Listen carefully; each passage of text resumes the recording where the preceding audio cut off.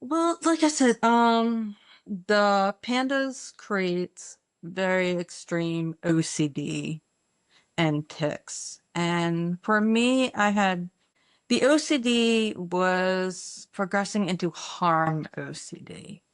It used to be I was always afraid that I might hurt myself. Like I was afraid anything that could be perceived as like sharp or a weapon, like chemicals around the house I was petrified of. But then it started getting towards I started thinking with my harm OCD, maybe possibly I could harm other people. And that's when I had absolutely no idea what OCD was, what was going on. I literally like thought I was a sociopath or schizophrenic. I like didn't know what, I just thought something was like really severely wrong with me. Once again, I went to my parents saying like something's really incredibly wrong. There's something massively wrong with me. I need to be put somewhere. That's literally what I said. And my parents ended up taking me to an inpatient at a hospital. And that was the most traumatic experience of my life. So I might get a little bit emotional. Like I can talk about it, but it's a very traumatic. Basically I was there senior year of high school. Um, it was right I was there during my 18th birthday. So I probably like went in like a week before my 18th when I was still 17. And even though I was an adolescent, I was put on the adult ward because I was turning 18. But while I was there, they literally put me on 7 different medications within the span of 10 days. And that caused extreme akathisia.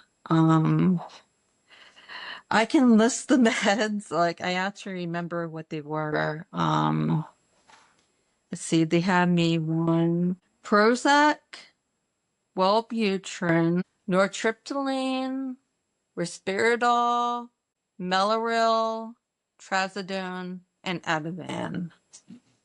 The Ativan and the Mellaril were the ones that they kept me on like the entire stay. The other ones they just kept like having me on this for a day or two and then switching me. And I had very like stereotypical both motor and internal akathisia, where not only did I feel like I was going to jump out of my skin, but I had to like pace endlessly. I found I could not sit down to save my life. Like even during meals or during like groups, I would have to stand up. I literally could not sit down. I was just screaming at all the orderlies, like, I need help. Knock me out now. Just to help, just screaming for help. They couldn't really do anything. And these were medications I didn't want to take. And well, actually, originally I was okay with like taking the Prozac, which was the first med that they gave me. But the funny thing is, they actually kind of gave me a little bit of a warning before the meds, which is very rare. They actually told me that the antipsychotics, which is kind of weird. I was actually told my Mellaril was an MAOI. They still warn, even though it is an antipsychotic, but they actually did warn me about movement disorders. And the way that they worded it, they didn't really like get a grasp to. It sounded like they were like kind of describing dystonia, but getting it wrong. Like they were saying, well, basically what can happen with the side effect is like you'll try to like move your limbs a certain way and it'll move the other way. Hmm. So it sounds like they were kind of trying to explain dystonia, but I was petrified. Like the second that they started to describe that, I'm like, and they even like said it can stay with you and not you won't be able to do anything about it. I'm like, I do not want to take this med at all. And they said, well, if you don't take these meds, then you might not get out of here. We'll keep you.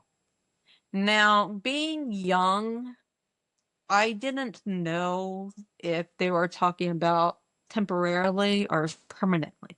Like I've never been a psych hospital before. I don't know how they work. So I was just like, so the fear in me of like, I want to get out of here, I took the meds and lo and behold, yes, because they put me on 7 different meds, I ended up with akathisia. And in that time, the worst thing about it was I honestly did not sleep at all for at least 9 days.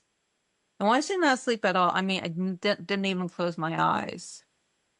And I was so petrified of the meds and what they were doing to me that I believed that if I closed my eyes, I would die.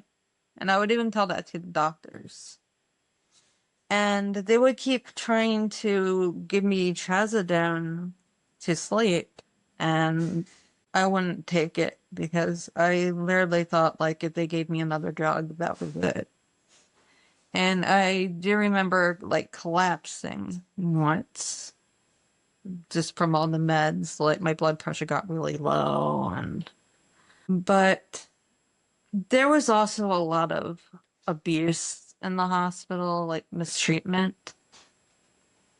Um, the biggest one, apart from like just being given all these crazy meds, was apparently what had happened, and I don't fully understand like why it led to what happened, but apparently my doctor, the pediatrician from the ward, he went on vacation, and I don't know like what the staff thought, but they just like had a free for all, you know?